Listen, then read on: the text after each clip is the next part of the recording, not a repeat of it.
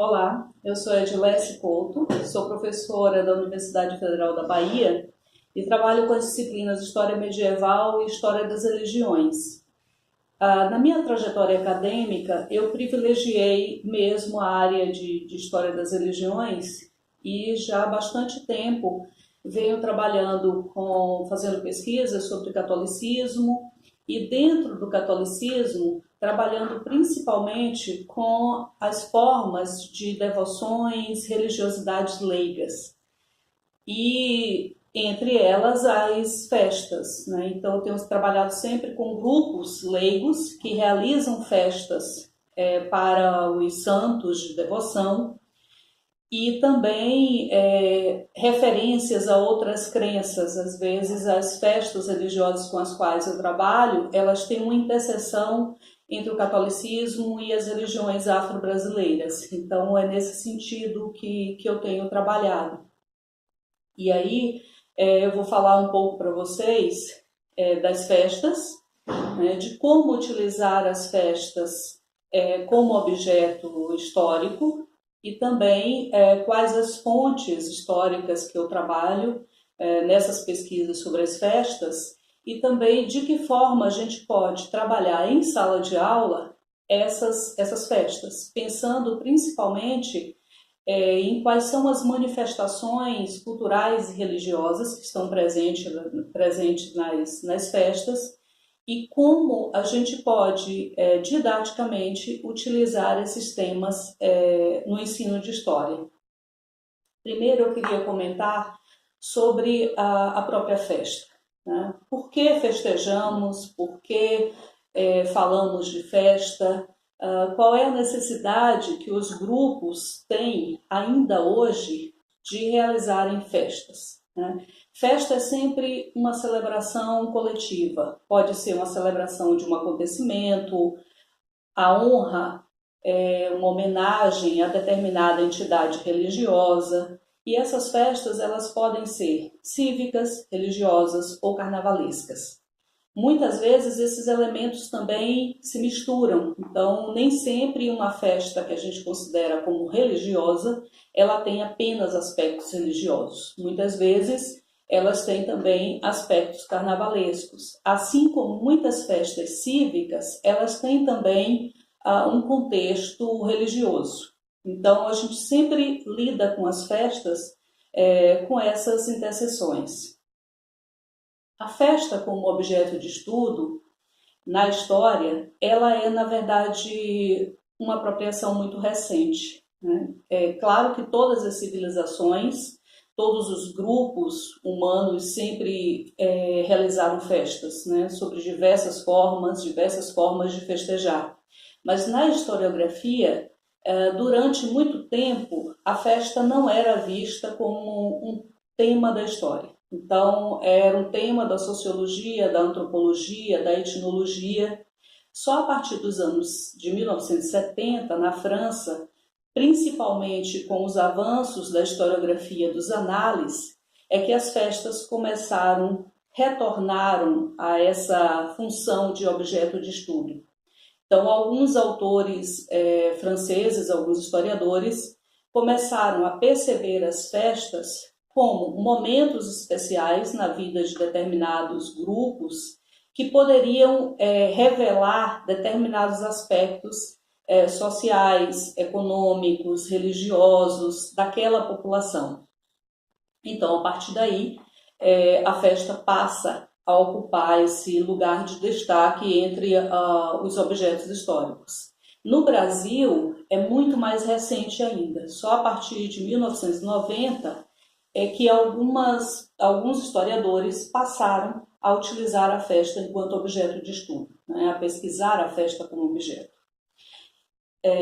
Eu queria também comentar um pouco com vocês sobre algumas ideias em relação à festa. E comentar principalmente um trabalho do Michel Vovelli, no livro Ideologias e Mentalidades. Ele tira uma parte que se chama O Popular em Questão, para trabalhar o popular, mas também para discutir história, religião e festa.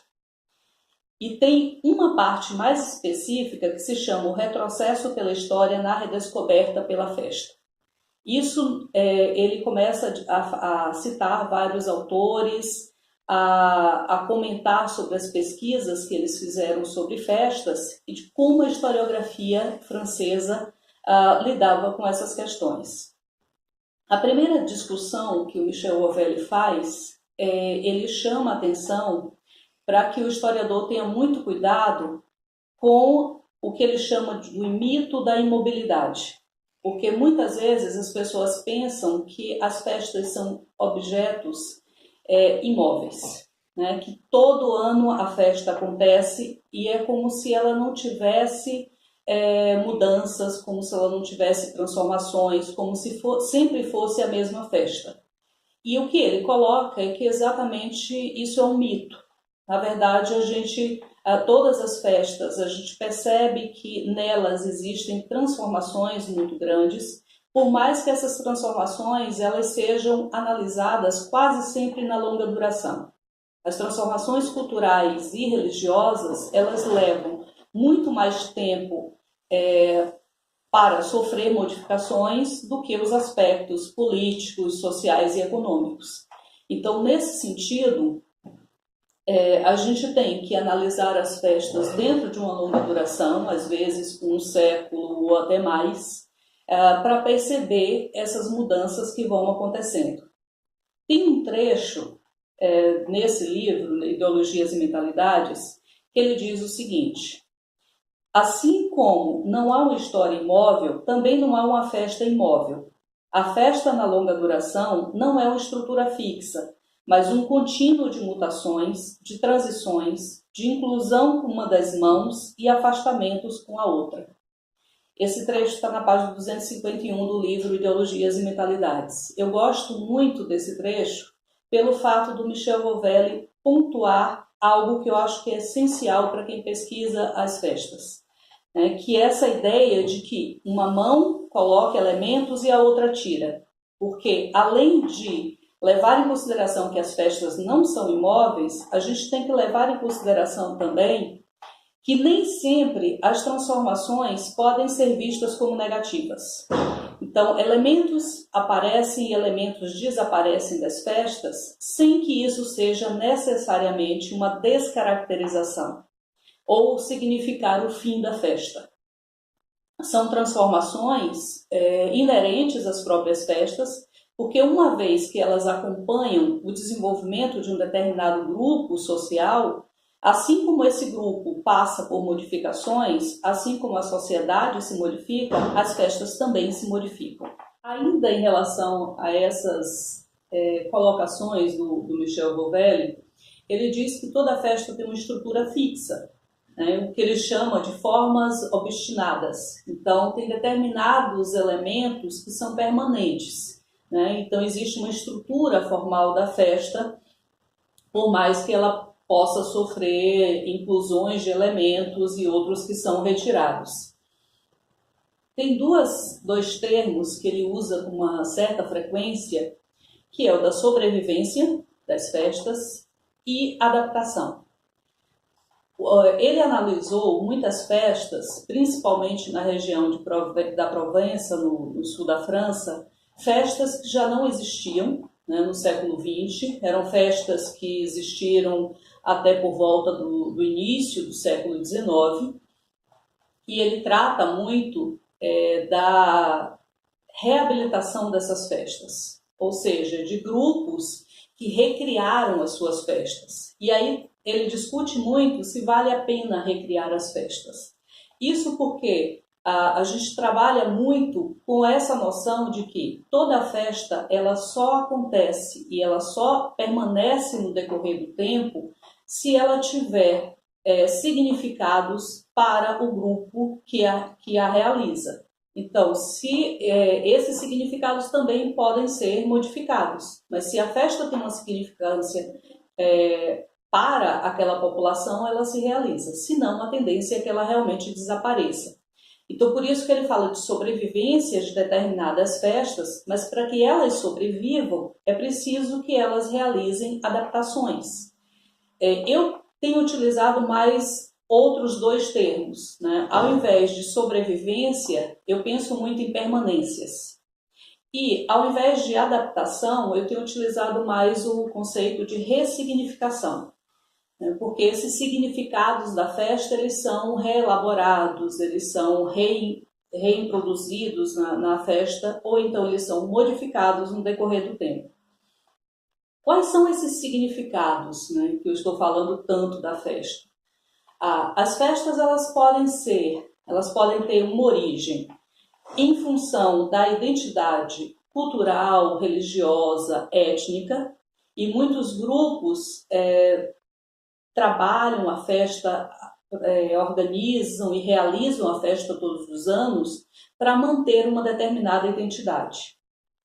Outros grupos realizam as festas pensando no sentido religioso, né? Quais são as entidades que são importantes para aquele grupo, e essas entidades dão o sentido do festejar. Então, no caso do catolicismo, muitas festas acontecem em homenagem aos santos católicos. Então, esse é o sentido primordial da festa. Para os grupos que são das religiões afro-brasileiras, então tem determinadas entidades do candomblé, como os orixás, os enquices, os voduns, que têm festas periódicas que são realizadas para eles. Ou então, se a gente pensar na Umbanda, né, várias entidades da Umbanda também são homenageadas com festas, os caboclos, os pretos velhos, e várias outras entidades. Eu estou colocando dessa forma, pensando nesses grupos religiosos, mas a gente pode pensar em vários outros. Na verdade, todos os grupos religiosos, né, todas as religiões têm as suas próprias festas, as suas próprias formas de homenagear as entidades. A festa também pode ter um outro significado, que é o da solidariedade, da ajuda mútua entre os grupos. Muitas vezes, determinados grupos de pessoas se reúnem e realizam determinada festa religiosa pensando numa forma de proteção, de ajuda entre esses grupos. Isso acontece, no caso do catolicismo, principalmente em relação às associações leigas que são criadas pelos fiéis. São as irmandades, confrarias, ordens terceiras, que têm como dois principais objetivos ao organizar o grupo. Primeiro, manter um culto a determinado santo de devoção. E o segundo objetivo, a ajuda mútua, ou seja, proteger os fiéis e promover a ajuda no momento de dificuldade, durante a vida, no momento de doença, e também no momento da morte, deixar para os órfãos e para a família uma ajuda financeira. Então, normalmente, essas instituições estão pensadas dessa forma. Elas se organizam pensando em solidariedade e ajuda mútua. Tem determinados grupos que se organizam para fazer festa pensando na sociabilidade. Então, a festa, muito mais do que um fator religioso, ela ganha essa importância de sociabilidade. É o momento em que as famílias se encontram, é o momento em que, principalmente se a gente pensar de uma forma mais no passado, nos séculos XVI, XVII, XVIII, no Brasil, por exemplo, era muito comum que muitas famílias só se encontrassem e realizassem até os seus casamentos, namoros, os acordos sociais em momentos de festas religiosas. Então, a sociabilidade ganha essa importância muito grande, principalmente quando falamos de períodos onde as pessoas não tinham grandes formas de lazer, não existia ainda o teatro, a televisão, o cinema. Então, as festas se convertiam em momentos para que as pessoas se encontrassem. Então, a sociabilidade também pode ser um dos sentidos, um dos significados da festa. Bem, vamos pensar um pouco de que forma a gente pode trabalhar as festas em sala de aula.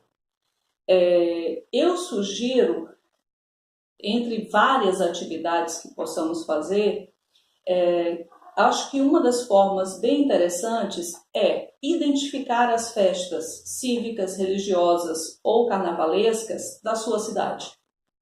Juntamente com os alunos, identificar quais são as principais formas de festejar, quais são os tipos de festa que estão presentes naquela cidade. E aí fazer um mapeamento, né, dos espaços onde essas festas acontecem. Então, isso é interessante porque dessa forma a gente pode trabalhar tanto a história, mas podemos trabalhar também a geografia, pensando em localizações, em espaços, e fazer o mapeamento da área. Depois de feito esse mapeamento, é interessante observar quais são os grupos que organizam, que preparam, que realizam essas festas. Porque a gente pode ter numa mesma cidade grupos bem diversos, grupos de religiões distintas, inclusive. E aí é bom levar para a sala de aula essas várias possibilidades. Quais são as festas que os grupos nessa cidade realizam? E aí a gente pode trabalhar essa questão do significado. O que cada uma dessas festas significa para o grupo que a realiza? Além disso, uma vez que esse mapeamento é feito, é possível perceber as diferenças. E aí a gente pode trabalhar em sala de aula, quem trabalha com ensino religioso, por exemplo, as várias formas de manifestações culturais e religiosas presentes nas cidades e discutir com esses alunos a questão do respeito às diferenças.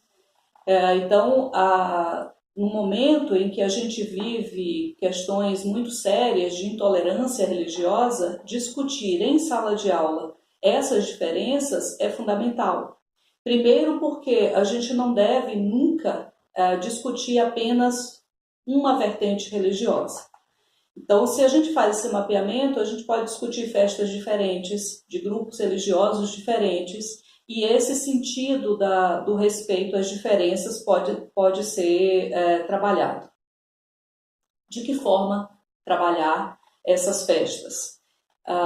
Primeiro, que a gente deve buscar as referências escritas sobre elas.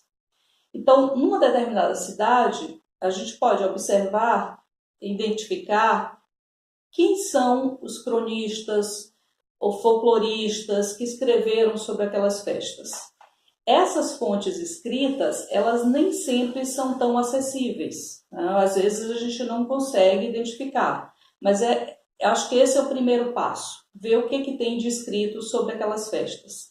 Muitas vezes não tem escritos específicos sobre aquelas festas que nós estamos trabalhando, mas aí vale a pena pesquisar entre os folcloristas do século XIX, no Brasil, início do século XX, quais eram as festas que aconteciam no Brasil, na sua região, por exemplo, e o que é escrito sobre essas festas. Muitas vezes de uma forma bem generalizada. Por exemplo, tem-se o costume de fazer festa do Divino Espírito Santo? Então, como os folcloristas escreviam, lidavam com aquelas festas? Como elas acontecem hoje? Então, é importante buscar um pouco dessas referências escritas. Também podemos pesquisar sobre as festas nos jornais e incentivar para que os próprios alunos façam isso. Então, identifique no jornal daquela cidade ou da região próxima quais são os jornais existentes e nos períodos de festa, o que eles escrevem sobre essas festas, quais são as informações que eles dão.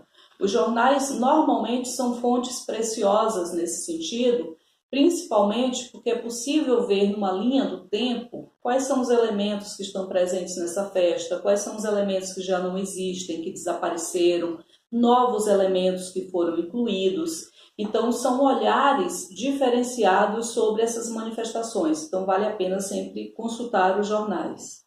Também podemos, juntamente com os alunos, realizar pesquisas de arquivo. Então, se há um arquivo municipal na cidade, ou se a Câmara Municipal tem um pequeno arquivo. Então, é importante visitar esses locais juntamente com os alunos, porque eles vão tendo a noção também de fonte histórica, de documento histórico, e sempre vendo quais são as possibilidades aí. Por exemplo, as atas da Câmara Municipal, em algum momento elas têm alguma referência sobre a festa que acontece ou as festas que acontecem na cidade. Algumas cidades também trazem os chamados livros de registro de postura, né, que são normalmente uma legislação municipal onde diz exatamente como devem acontecer as festas, em quais locais, como elas devem ser realizadas, quem financia. Então, são informações importantes também. Às vezes, até os registros policiais que estão presentes nesses arquivos também são fontes importantes para a gente pensar também os conflitos, né? As festas não são apenas homenagens a determinadas entidades ou a momentos históricos importantes, mas é possível também perceber nas festas as tensões e os conflitos sociais, né? Em várias regiões do Brasil, revoltas foram planejadas ou revoltas aconteceram em momentos de festa. Eu vou dar um exemplo para vocês. Na Bahia, a revolta dos malês, dos escravos malês, ela estava planejada para acontecer durante a festa do Senhor do Bonfim, que é uma das principais festas da cidade. Por que os malês escolheram esse momento? Os malês eram escravos muçulmanos, então não tem nenhuma referência do catolicismo aí. Por que escolher esse momento da festa católica? Exatamente porque era o momento em que os escravos estavam liberados para participar da festa, para estarem presentes nas ruas, nas praças públicas, acompanhar o cortejo da festa do Bonfim. Então, era a oportunidade para esses escravos malês encontrarem, né, os seus membros do grupo. Então, eles escolheram a data da festa do Bonfim exatamente para realizar uma revolta, né? Ela acabou não acontecendo, sendo suprimida, mas isso é só para a gente pensar o quanto as festas também são momentos de tensões, né, e que elas podem ser estudadas e trabalhadas. Às vezes estamos fazendo um trabalho que é sobre escravidão, discutindo outros temas que parecem ser apenas temas sociais, mas podemos fazer essa discussão por meio também de uma festa. Sobre essas fontes, eu já comentei algumas delas, podemos trabalhar ainda as fontes históricas que são específicas de determinadas instituições, né? No caso, se a festa é uma festa católica, podemos recorrer à igreja, né? Toda igreja tem um livro de tombo, onde o padre normalmente anota, faz descrições de todas as atividades que são realizadas naquela igreja. Então, é possível encontrar referências às devoções e festas nesse documento. Também temos as associações leigas, que eu comentei com vocês no início da aula, que são irmandades, confrarias, ordens terceiras. Como elas são associações que são organizadas pelos fiéis leigos, existe um documento dessas associações que é importantíssimo, que é o compromisso ou estatuto.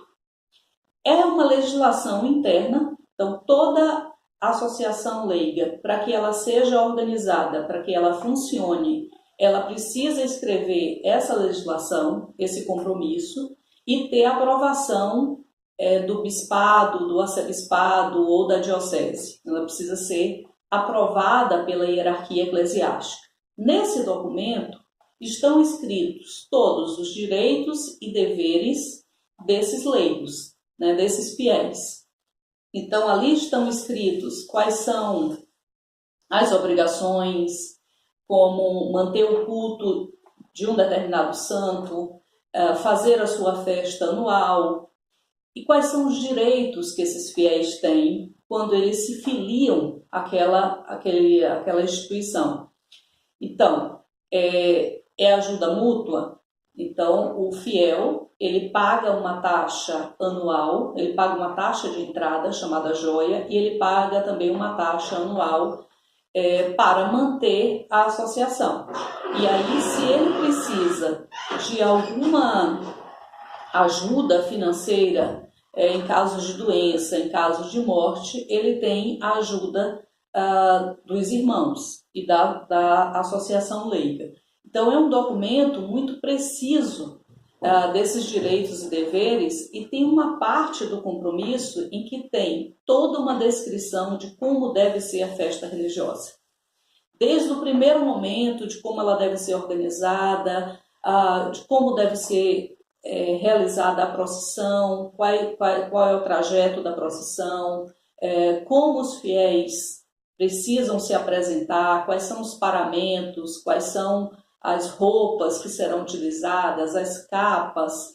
Então, a gente tem uma descrição imensa de como a festa deve ser realizada. Então, é um outro documento importante também e que pode, inclusive, se na sua cidade tem uma associação leiga, pode utilizar esse documento em sala de aula para leitura com os alunos, para que eles conheçam melhor aquela festa.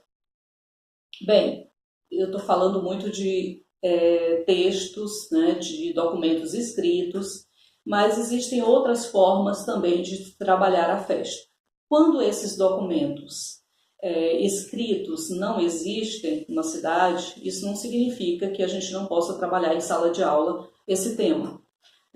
Aí a gente tem que partir para duas formas de organização desse trabalho. O uso das fotografias e a oralidade.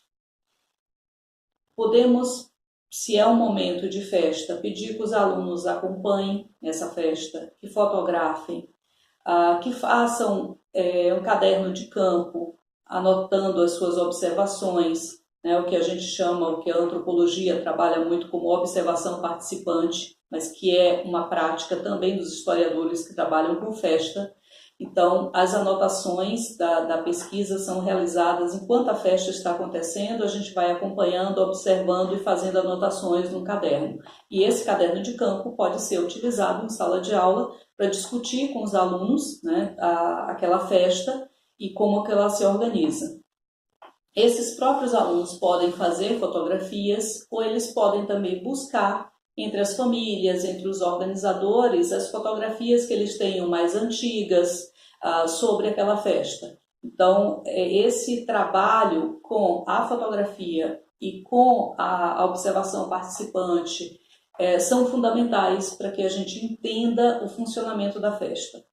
Aí a gente pode ir aos poucos também desenvolvendo com esses alunos noções de história oral, né, de como realizar uma entrevista, fazer um pequeno roteiro da entrevista, procurar as pessoas mais antigas ou que estejam mais ligadas diretamente àquela festa e entrevistá-las.